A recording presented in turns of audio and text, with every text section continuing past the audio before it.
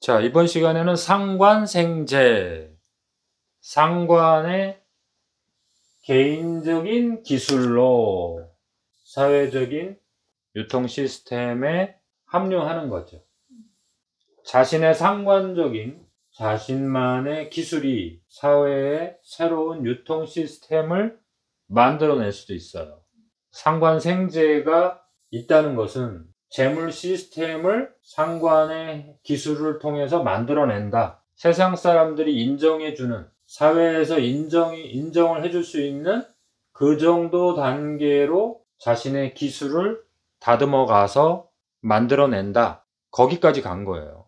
가수라고 한다면 뭐예요? 실제로 세상 사람들한테 자신의 노래를 통해서 유통 시스템으로 들어갔다는 뜻이에요.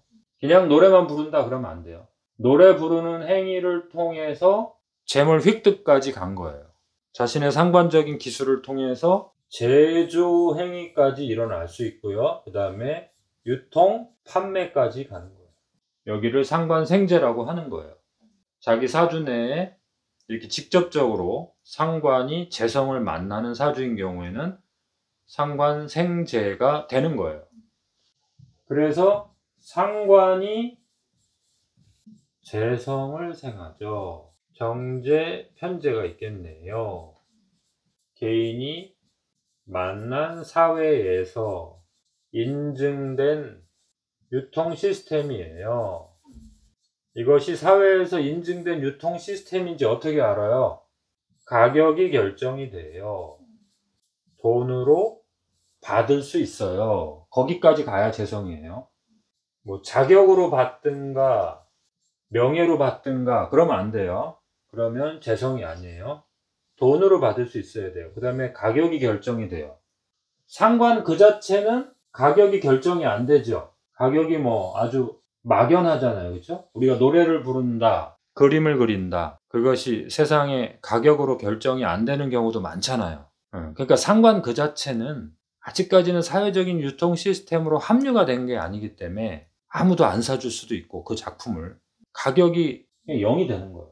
어떤 때는 갑자기 뭐 100만 원이 될 수도 있고 여기가 상관의 세상이에요.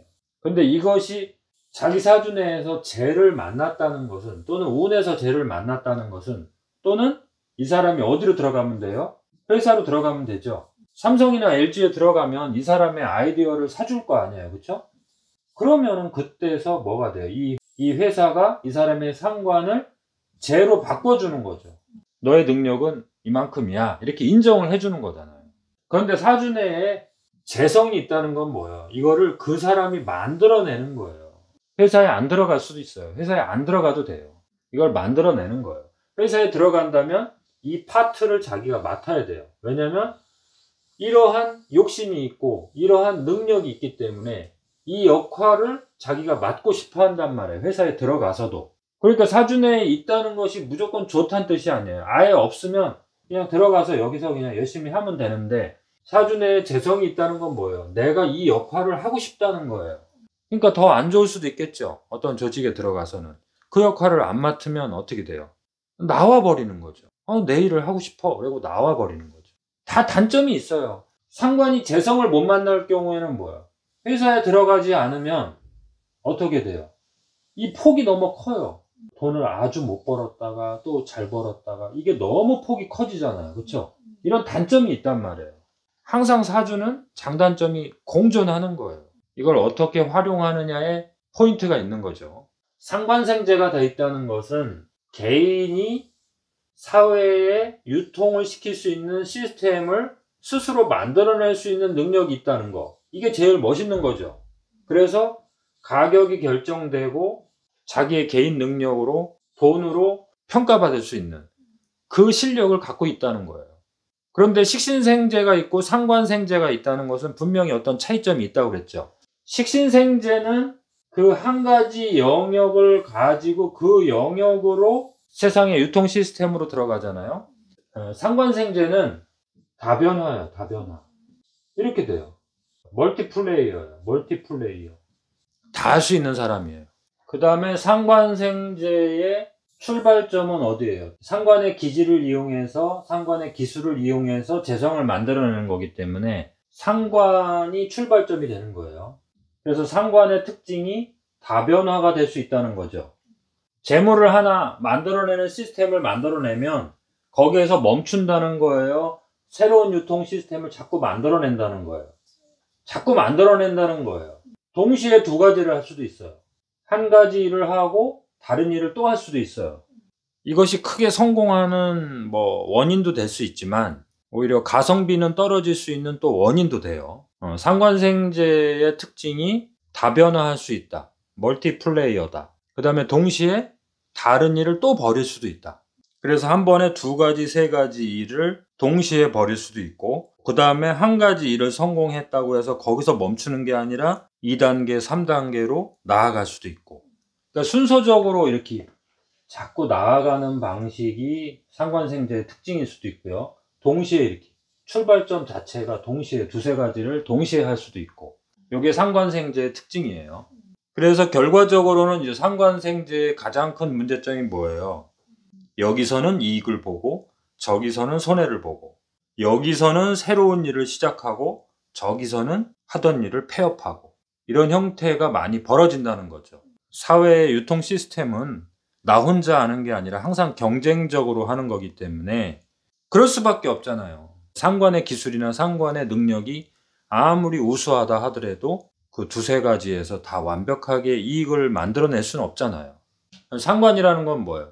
자신의 기술이죠. 자신의 기술은 아직까지 여기는 아직 인증이 된 게 아니잖아요.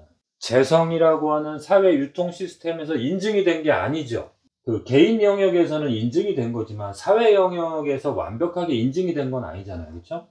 그렇기 때문에 여기서 뭐를 버릴 수 있어요? 과욕이 나올 수 있죠. 과신, 자기 자만심이 생길 수 있다는 거예요. 그래서 시행착오를 상당히 많이 겪게 된다. 상관생제에 좋은 점이 분명히 있으니까 상관생제라고 이름을 만들어 놨을 거 아니에요. 사회적인 유통 시스템에 이 사람의 기술이 분명히 통한다.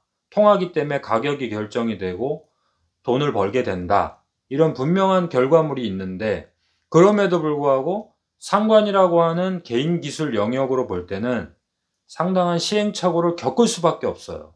그 다음에 멀티플레이어이기 때문에 외부 활동, 외부 환경에 직접 자신이 참여해서 협상을 하죠. 그래서 거기에서 가격을 결정한단 말이에요. 그러니까 이 외부 환경에 참여하는 이 능력이 식신보다 아주 월등하게 좋기 때문에 외부 활동을 통해서 가격을 협상하고 영업 활동이라든가 협상하는 그 능력이라든가 이런 것들을 아주 타고났단 말이에요. 그래서 이제 대인관계를 많이 하게 되잖아요. 그렇죠? 상관생제가 대인관계를 많이 하게 되는데, 인성을 만나서 페인이 될 경우에는, 상관 페인이 될 경우에는 아주 그 협상하는 그 매너가 아주 부드럽겠죠.